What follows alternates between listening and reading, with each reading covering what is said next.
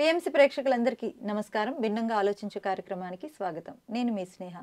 విభిన్నమైన కొటేషన్స్తో, విభిన్నమైన ఆన్సర్స్తో మన భిన్నంగా ఆలోచించే కార్యక్రమం చాలా సక్సెస్ఫుల్గా ముందుకెళ్తున్నాం.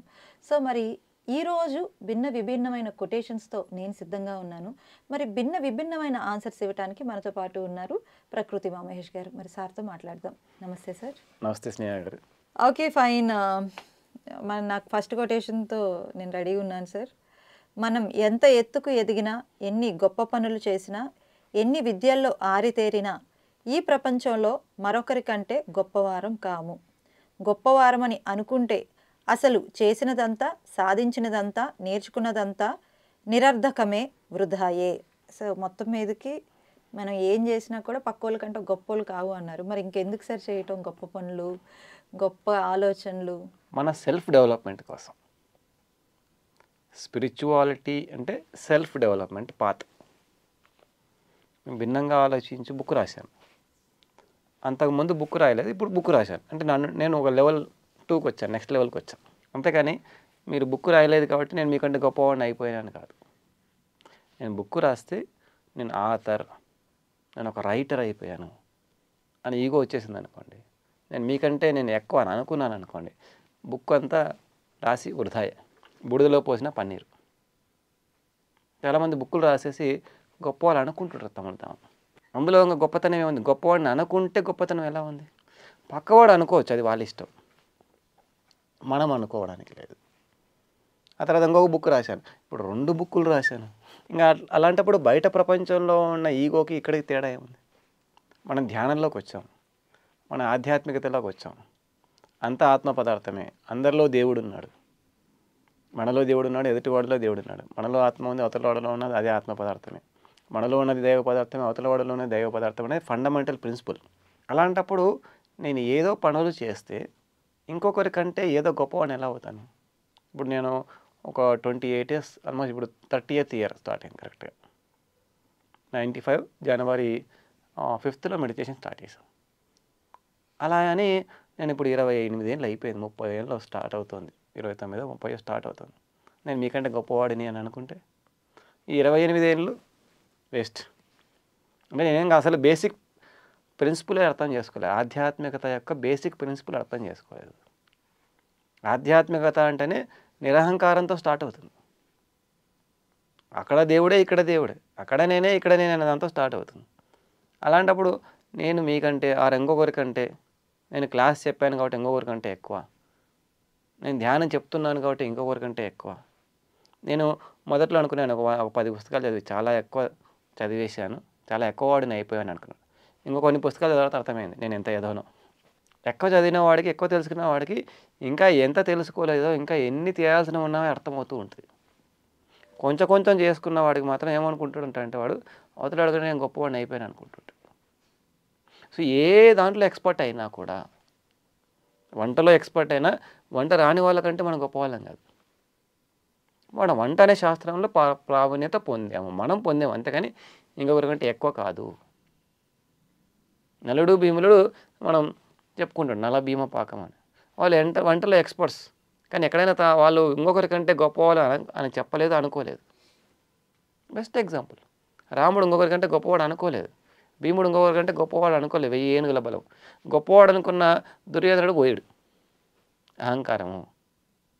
సో ఎవరైతే ఏ విషయంలోనైనా సరే గొప్పవాళ్ళు అనుకుంటారో తమను తాము ఇంకొకరికంటే పోల్చి, మనం ప్రావీణ్యత పొంది ఉండొచ్చు, నేను ఒక విషయంలో ఎక్స్పర్ట్ అయి ఉండొచ్చు, కానీ ఇంకొకరికంటే ఎక్కువ కాలేదు. నేను ఇప్పుడు ధ్యానం నేర్చుకున్నాను, మా అమ్మ ధ్యానం చేయట్లేదు, నేను మా అమ్మ కంటే గొప్పవాడిని ఎలా అవుతాను? మనం గమనిస్తే అంతకుముందు పేరెంట్స్ వాళ్ళు చాలా గొప్పవాళ్ళు, ఎందుకంటే ఏ టెక్నాలజీ లేదు, కనీసం బ్యాంకులు లేవు అప్పుడు, ఏటీఎం లేవు. ఎవరో ఎక్కడన్నా దానికి తల్లి ఒక చోట, తండ్రి ఒక చోట ఉంటే ఇంకా ఘోరం. ఉద్యోగాలు ఒకరొక చోట, ఇంకో చోట చేస్తే అసలు ఛాన్సే లేదు.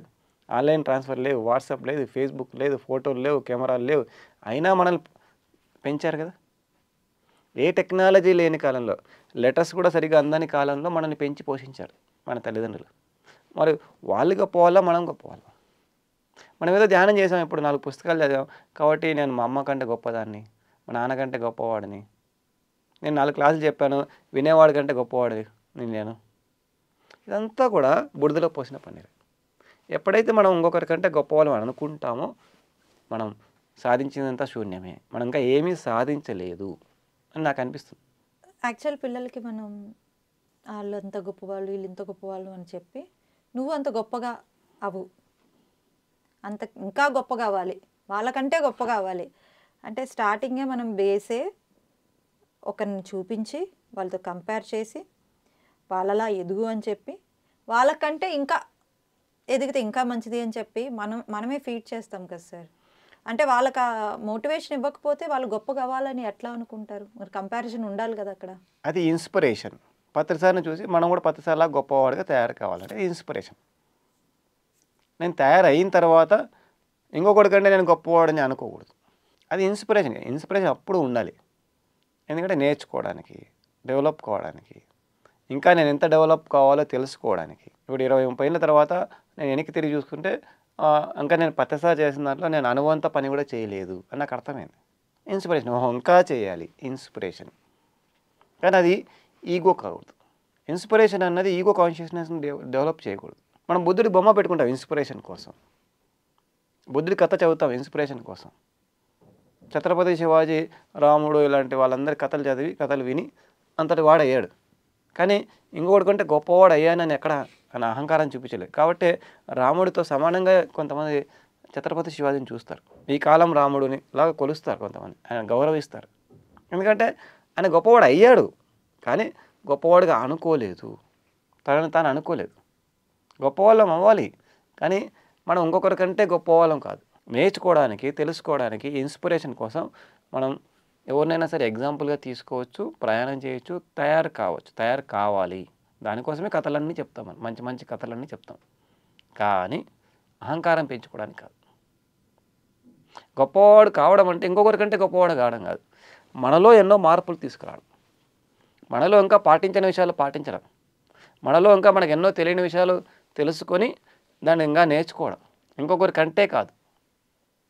ఇంకొకరి కంటే అనేది సామాజికం, ఆధ్యాత్మికం కాదు. అంటే మనం ఇంకా సంసారంలోనే ఉన్నాం, ఇంకా ఆధ్యాత్మికంలో ఇంకొకరి కంటే అనేది లేదు. ప్రకటనలు మీవి, ప్రచారాలు మావి, జీవితంలోని వెలుగులందరివి. పిఎంసి తెలుగు ఛానల్లో మీ యాడ్స్ కోసం సంప్రదించవలసిన ఫోన్ నంబర్స్. ఇన్స్పిరేషన్గా తీసుకోవచ్చు, కానీ ఒక పర్సన్ని దాన్నే మళ్ళీ మనం ఆ పర్సన్ కంటే మనం గొప్పగా అయిపోయాం, వాళ్ళ ఇన్స్పిరేషన్ అంటే గురువుని మించిన శిష్యులు ఇట్లాంటివి ఉంటాయి కదా, ఈ అహంకారానికి పోకూడదు. గురువుని మించే శిష్యుడు లేడు ఈ ప్రపంచంలో, అది సాధ్యమే కాదు. ఆధ్యాత్మికంలో అసలు అది సాధ్యం కాదు. కనబడుతుండొచ్చు. ఉదాహరణకి రామకృష్ణ పరమహంస ప్రపంచానికి కనబడాడు, వివేకానందుడు కనబడ్డాడు, కానీ ఆయన ఎప్పుడు అనుకోలేదు కదా నేను రామకృష్ణ పరమహంస కంటే గొప్పవాడినని. ప్రపంచంలో ఎక్కువ పాపులారిటీ ఎక్కువ వివేకానందుడు వల్ల రామకృష్ణ పరమహంస గురించి తెలిసింది. కానీ వివేకానందుడు ఏం చేశాడు? రామకృష్ణ మఠం అని పెట్టాడు, వివేకానంద మఠం అని పెట్టాడు. రామకృష్ణ మఠం అక్కడ తెలుస్తుంది కదా, వివేకానంద స్థాపించింది రామకృష్ణ మఠాలు.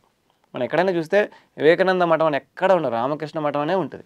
సో అక్కడే తెలుస్తుంది వివేకానందుడు గొప్పవాడు అయినా, ప్రపంచంలో ఇంకా ఎంత పాపులారిటీ వచ్చినా, ఎన్నో దేశాలు తిరిగి ఆయన ఎన్నో స్పీచ్లు ఇచ్చాడు, కానీ రామకృష్ణ పరమహంస కంటే గొప్పవాడిని అయ్యానని ఆయన ఎక్కడ పలకలేదు, అనుకోలేదు.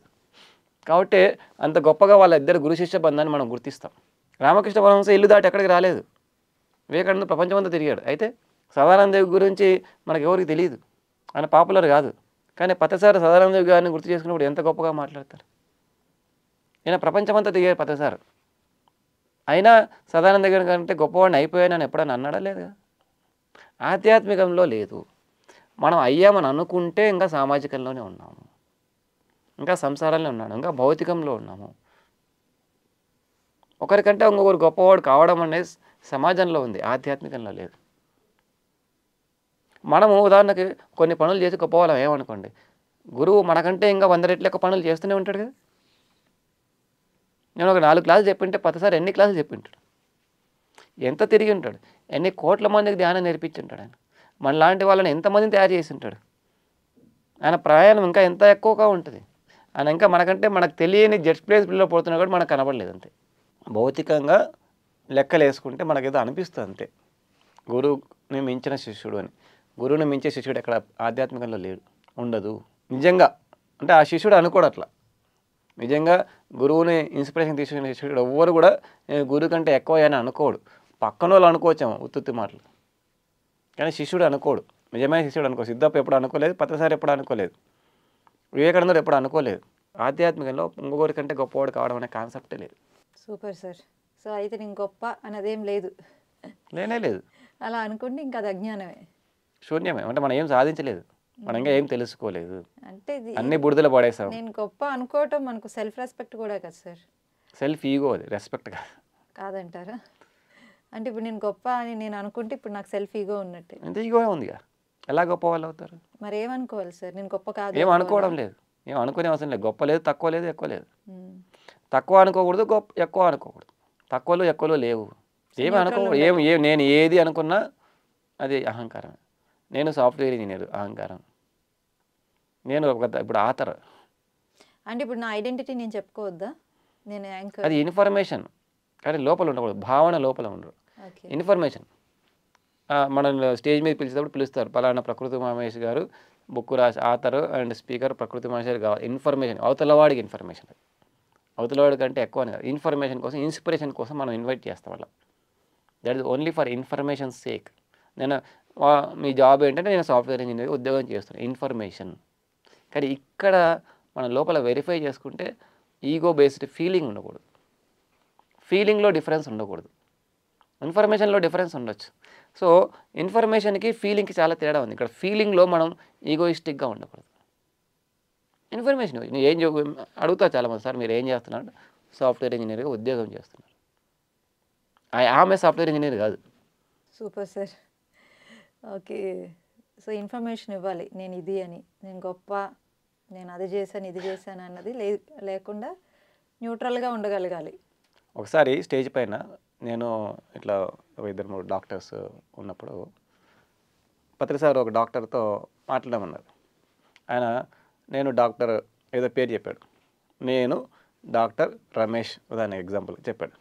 అప్పుడు సార్ మైక్ లాక్కొని, నువ్వు డాక్టర్ రమేషా, నీ పేరు రమేష్ అని అడిగాడు. నా పేరు రమేష్, నేను రమేష్, నేను డాక్టర్ ఉద్యోగం చేస్తున్నాను అని చెప్పాలి, అంతేగాని నువ్వు డాక్టర్ రమేష్ ఏమిటి అన్నాడు. చాలామంది డాక్టర్స్ నేను ఇంజనీర్, నేను సాఫ్ట్వేర్ ఇంజనీర్ రమేష్ అని చెప్పుకుంటాను. నీ మధ్యలో ఈ ముందు ఈ తోక ఎందుకు, నువ్వు నీ జాబును ముందు ఎందుకు యాడ్ చేసావు? అంటే నువ్వు ఇంకోటి కంటే గొప్పవాడు అనుకుంటున్నావా? నీ డాక్టర్ అనే పదం ముందు ఎందుకు పెడుతున్నావు? నేను డాక్టర్ని ఉద్యోగం చేస్తున్నాను అని చెప్పు అన్నాడు స్టేజ్ మీదనే. నాకు తెలియకుండా ఇలా చెప్తున్నాను, నేను ఆథర్ ఉమామేష్, నేను స్పీకర్ ఉమామేష్. స్పీకర్ ఉమామేష్ కాదు, ఆథర్ ఉమామేష్ కాదు, ఇక్కడ ఉమామేష్ అంతే. పేరునే మార్చుకోవద్దు అన్నాడు సార్. తల్లిదండ్రులు పెట్టిన పేరును మార్చేసుకుంటుంటారు చాలామంది, అది మార్చుకోవద్దు. ఎందుకంటే నువ్వు గొప్పవాడు అనిపించుకోవాలి ఏంటి? తల్లిదండ్రులు పెట్టిన పేరు అంటే గౌరవించేది లేవాను. జ్ఞానంలోకి వస్తేనే పేర్లు మార్చేసుకుంటుంటారు కదా, నేను పలానా స్వామిని, పలానా ఎల్లయ్యని, పలానా పుల్లయ్యని మార్చుకోవద్దు. పేరు కూడా మార్చుకోవద్దు. అది కూడా ఈగోనే అంటారు సార్. సో డాక్టర్ అనే చెప్పుకోవడానికి అసలు కూడా లేదంటాడు. డాక్టర్ అయినా డాక్టర్ అనే చెప్పుకోవద్దు. నువ్వు నీ ఉద్యోగం డాక్టర్ అంతే, నీ ఉద్యోగం సాఫ్ట్వేర్. నేను సాఫ్ట్వేర్ ఉమావేష్గా, నీ ఉద్యోగం అది, నువ్వు కాదు అది, నువ్వు అది కాదు. నీ ఉద్యోగం నువ్వు కాదు, నీ షర్ట్ నువ్వు కాదు, నీ ప్యాంట్ నువ్వు కాదు. అమ్మో, సార్ దగ్గర మాట్లాడాలంటే చాలా జాగ్రత్తగా ఉండాలి. చాలా సందర్భాల్లో తెలియకుండానే మనం ఇక మిగతా జాబ్లలో లేదు, కానీ డాక్టర్ అయినా సరే చాలామంది తెలియకుండా డాక్టర్ అని పెట్టుకుంటారు. ముందు డాక్టర్ ఉమామేష్ అని పెట్టుకుంటారు. నువ్వు డాక్టర్ ఉమామేష్ కాదు, నువ్వు ఉమామేష్, నేను డాక్టర్ని, అది చెప్పుకునే విధానం. Information, you are identifying your job అంటే యాజ్ యూ. మనల్ని మన అహంకారంతో మనల్ని కూడా ఐడెంటిఫై చేసుకొని చెప్పుకుంటూ ఉంటాం. It's actually wrong. ప్రకటనలు మీవి, ప్రచారాలు మావి, జీవితంలోని వెలుగులందరివి. పిఎంసి తెలుగు ఛానల్లో మీ యాడ్స్ కోసం సంప్రదించవలసిన ఫోన్ నంబర్స్. మనకు తెలిసినవన్నీ అందరికీ తెలియవు, తెలియాలని లేదు. అందరికీ తెలిసినవన్నీ మనకు తెలియవు, తెలియాలని లేదు. అర్థమైతే అహంకారం లేదా ఆత్మన్యూన్యతతో కూడిన నడవడిక ఉండదు. సో నిజంగానే యాక్చువల్ మీకు తెలిసిన ఇన్ఫర్మేషన్ నాకు తెలియకపోవచ్చు, నాకు తెలిసిన ఇన్ఫర్మేషన్ మీకు తెలియకపోవచ్చు. కాకపోతే ఇక్కడ ఖచ్చితంగా తెలియంది తెలుసుకోవాలి, ఇన్ఫర్మేషన్ డెఫినెట్గా మనం గ్యాదర్ చేసుకోవాలి. మనం వచ్చింది అందుకే, కొత్త కొత్త విషయాలన్నీ నేర్చుకోవడానికి కోసమే. సో దీన్ని అంత ఈజీగా ఎట్లా తీసుకుంటాం సార్? డెఫినెట్గా ఒక తెలియని విషయం ఖచ్చితంగా తెలుసుకోవాలి కదా. తెలుసుకోవాలి, కానీ నాకు తెలియదు అని ఇన్ఫీరియారిటీ కాంప్లెక్స్ అవసరం లేదు అంటున్నాను. నాకు ఇక్కడి నుంచి ఢిల్లీకి వెళ్ళాలి, మీకు ఏ ట్రైన్ ఎక్కాలో తెలుసు? రాజధాని. ఇంకా అంతే. అదే రోజు ఢిల్లీకి వెళ్ళి వచ్చేవాడు 10 చెప్తాడు. నాకైతే అది కూడా తెలియదు.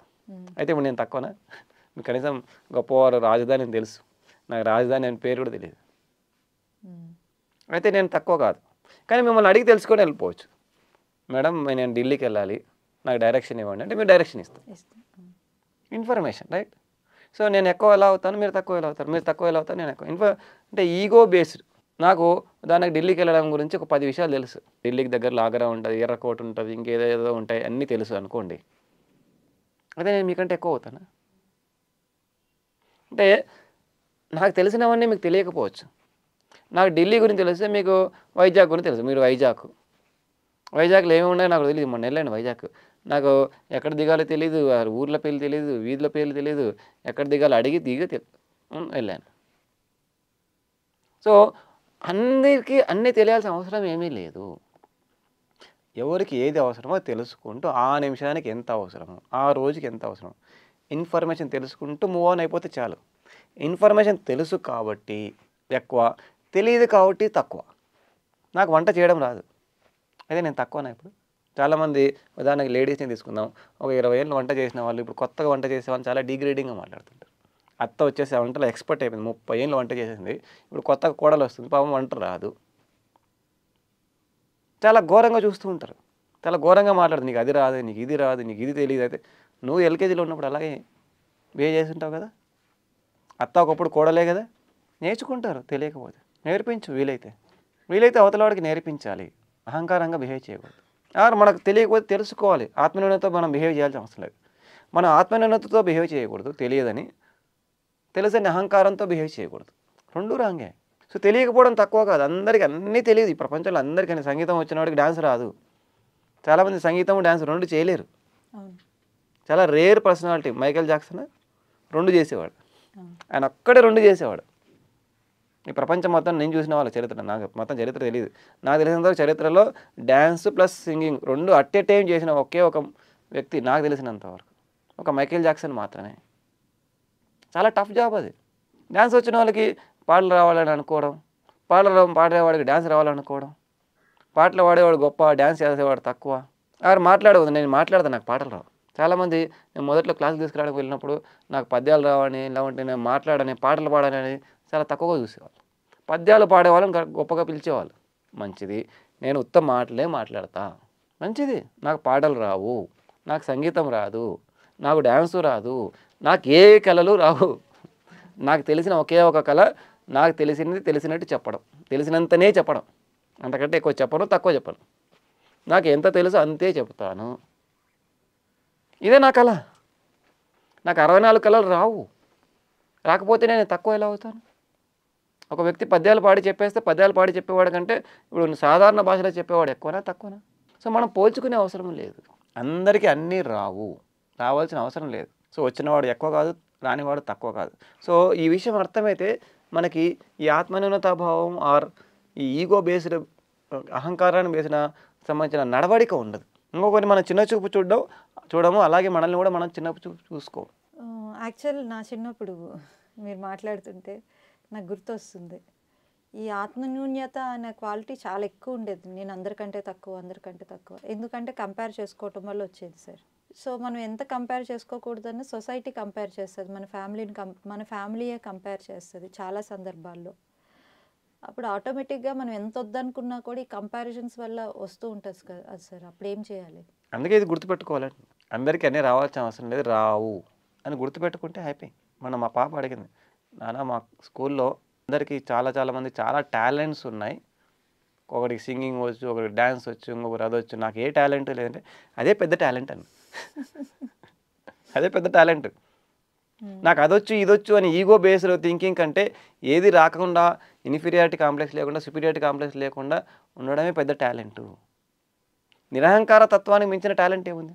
నాకు ఏదో వచ్చు అనుకొని ఇంకొకటితో పోల్చుకొని నేను ఎక్కువ అనుకోవడం కంటే, ఏదో రాదు అనుకొని మళ్ళీ తక్కువ అనుకునే దానికంటే, ఏది వచ్చినా రాకపోయినా హ్యాపీగా ఉండడానికి మించిన టాలెంట్ ఏముంది? నీకు ఏది రాకపోయినా హ్యాపీగా ఉండమ్మా, అంతకు మించిన టాలెంట్ ఏమి. నాకు ఏది రాదు, మరి ఈ ప్రపంచం ఇప్పుడు నన్ను ఫాలో కావడం లేదా?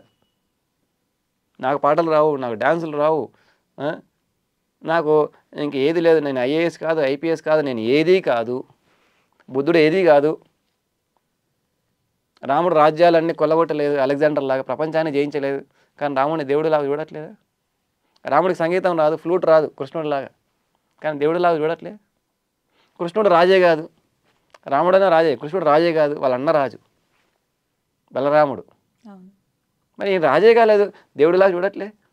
అలెగ్జాండర్ ఇస్ ది గ్రేట్ కాదు, Krishna the great, Rama is great. మనం అనుకుంటాం ఏదో జయిస్తేనో ఏదో సాధిస్తేనో గొప్పవాడు కాదు. ఈ సాధించాడు అనే గొప్పతనము లేదా ఇన్ఫీరియారిటీ ఆర్ సూపీరియారిటీ రెండూ రాంగే.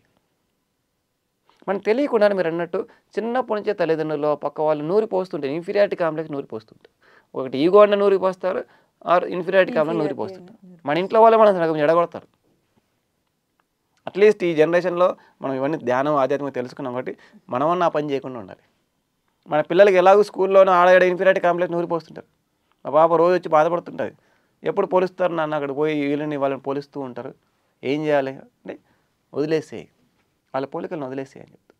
Right sir. నిజంగానే నేను ఇప్పుడు ఈ ధ్యానంలోకి వచ్చిన తర్వాత చిన్నప్పుడే ఎందుకు ఇలాంటి పర్సన్స్ నాకు తగలలేదు, నా చిన్నప్పుడు ఇలాంటి వాళ్ళు బాగా నాలెడ్జ్ ఇచ్చేవాళ్ళు ఉంటే నా లైఫ్ ఇంకొకలా ఉండేదేమో, మేబీ ఇంకా హ్యాపీగా నా చైల్డ్హుడ్ ఇంకా ఉండేదేమో, భయం కాకుండా, ఇన్ఫీరియారిటీ కాకుండా, ఇలాంటి క్వాలిటీస్ ఏం లేకుండా ఇంకా ఫ్రీడమ్గా, ఇంకా ఏంటబ్బా కాన్ఫిడెంట్గా నా చైల్డ్హుడ్ మేబీ ఉండేదేమో అని చాలాసార్లు అనుకునేదాన్ని. అయితే నేను ఇంకొక దగ్గర కంపేర్ చేసుకునేదాన్ని. అట్లీస్ట్ నా లైఫ్లో నాకు నా 16 ఇయర్స్కి నాకు మెడిటేషన్ తెలిసింది. మా అమ్మమ్మకి నేను మెడిటేషన్ చెప్పా, ఆమె 45 ఇయర్స్ అట్లా ఆ ఏజ్లో మా అమ్మమ్మకి నేను మెడిటేషన్ చెప్పడం జరిగింది. సో మా అమ్మమ్మతో కంపేర్ చేసుకుంటే నేను ఎంత బెటర్ అని ఫీల్ అయ్యాను అనమాట. సో అట్లా అంటే కంపారిజన్ అన్నది మనం తగ్గకుండా, అలాగనే మనం బాధపడకుండా, మళ్ళీ గొప్పగా ఫీల్ అవ్వకుండా ఇలా హ్యాపీ కంపారిజన్ చేసుకోవాలని విషయం అయితే అర్థమైంది మనం చేసుకున్నా కూడా. So thank you sir, thank you so much. చాలా మంచి మంచి ఇన్ఫర్మేషన్ ఈరోజు ఇవ్వటం. యాజ్ యూజువల్ ఎప్పుడు ఇస్తూ ఉంటారు, ఎప్పటిలాగే ఈరోజు కూడా చాలా మంచి పాయింట్స్ తీసుకున్నాం మేము కూడా. అండ్ మీతో మాట్లాడుతున్నప్పుడు తెలియకుండా నా చైల్డ్హుడ్కి కనెక్ట్ అవుతూ ఉంటాను అప్పుడప్పుడు నేను. సో నాలాగే మన వ్యూవర్స్ కూడా చాలామంది కనెక్ట్ అయి ఉంటారు.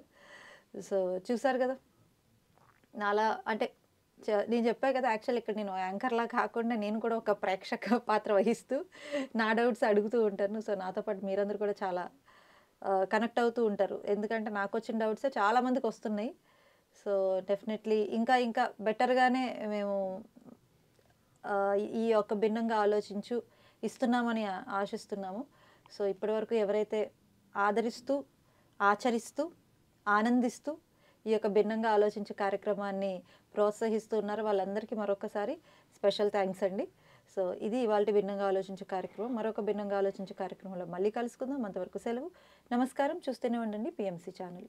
So thank you very much PMC ప్రేక్షకులందరికీ, సాధకులకు, ఎస్పెషల్లీ పిఎంసి మేనేజ్మెంట్కి, గురువు గారికి ఎక్కడున్నా.